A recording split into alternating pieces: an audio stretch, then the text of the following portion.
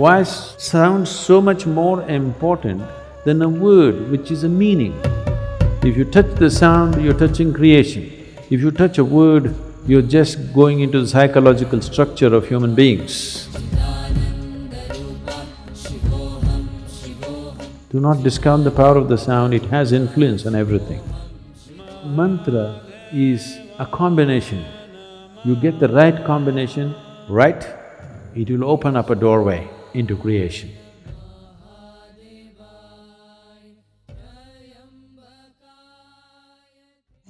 Yes. Is it okay to chant mantras without knowing the meaning? Mantras have no meaning. See, there are two dimensions to a mantra. Mantras are not supposed to have any meanings in the tradition.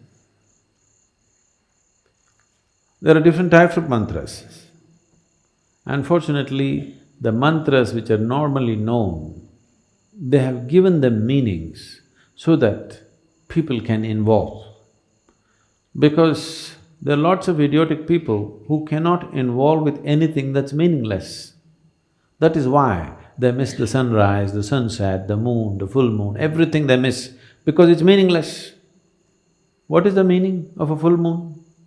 There is no meaning, only if you're in love it means a lot. Otherwise, what is it? Nothing. It's not meaningful means it is not useful.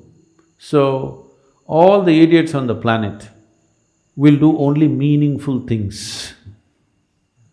Yes, because they have no intelligence to recognize life and the many facets of life. It is not because you have attached a stupid meaning to it, it exists. It exists beyond you. It existed before you, it will exist beyond you. It is not because you give it a meaning, it's become useful or not useful. So the stupid in the world will do meaningful things. They may be intellectual, but life stupid, they have no life sense.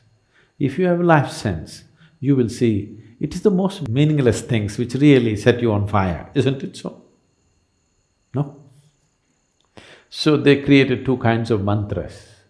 One larger set of mantras which have no meaning, just pure sound. You will see this in our music also. The Yaksha program happened just now and many of our people who are looking for meanings were thoroughly bored because they're doing alap for 40 minutes, Say something, say at least Shiva, Shambho, something. No, They're not getting the point because it's about the sound. Why sound so much more important than a word which is a meaning? Meanings are made up in human minds. Sound is the essence of creation. If you touch the sound, you're touching creation.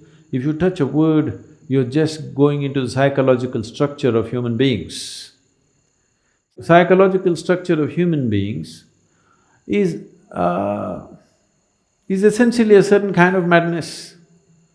We can enjoy it, we can use it, but essentially it's a certain kind of illusory setup. Sound is a fundamental aspect of creation. If you have mastery over sound, you have mastery over creation itself in a certain way, because creation is just a complex amalgamation of sounds. It's the blueprint of creation. But meanings are human things. You know, the same words mean different things in different languages, even in India. You know this. The same word means different things because it's all made up. The sound is not made up. Sound is part of the creation. Sound is part of the existence. Sound is part of making the creation happen. Right now, the whole creation is reverberating in a certain way. You cannot hear it, it doesn't matter. But the words and meanings are a human making. It is meaningful only as a conspiracy. When I say a conspiracy, do you hear what the cricket is saying? What is he saying? You don't know, but they're talking. They're also like you. Some of them are just making sound, just doing alap, just sound, simply enjoying the sound. Enjoying the creation in one sense means enjoying the sound of it. If you don't have a keenness to listen, if you don't have a keenness to pay attention, you cannot enjoy any aspect of creation, actually. You will only enjoy psychological patterns in your head. So this is the reason why most human beings want to speak, most of the time they want to be talking. Not because they have something to say, because they have to find meaning. Simply, either silence or sound, both are too overwhelming. That is why when we say spiritual process, first thing is silence. If you are psychologically very stable, you may say, okay, 30 days silence, 60 days silence. If you're psychologically fragile, we'll say, okay, 3 days. 3 days also people go crazy, we'll say, okay, half a day silence, up to noon silence, after that you blabber. They usually make it up afternoon.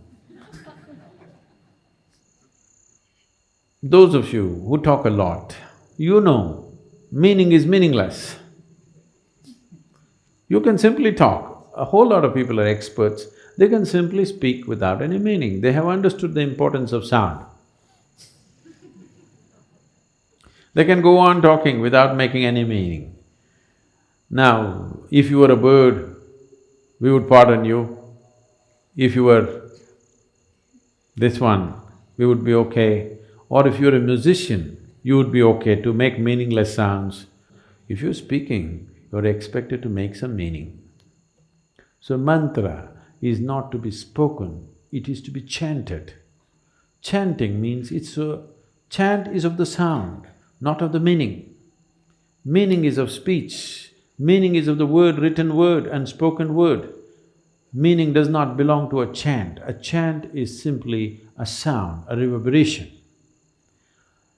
So if you do not know the meaning, it's the best way to chant, if you ask me. Simply, absolutely involved with the sound and saying it.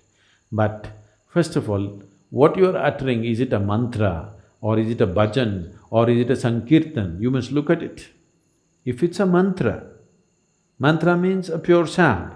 It need not have any meanings. You can give it whatever meaning you want to start with, because without meaning you cannot be involved. But once you know how to be involved, you should not give it any meaning. Om Namah Shivaya does not mean you go on imagining one man sitting there on top of a mountain with something happening around him. No. Initially, if that's the only way you can be involved, you can look at the Sivakasi picture. Okay? Once you know how to be involved with the sound, you get rid of the man.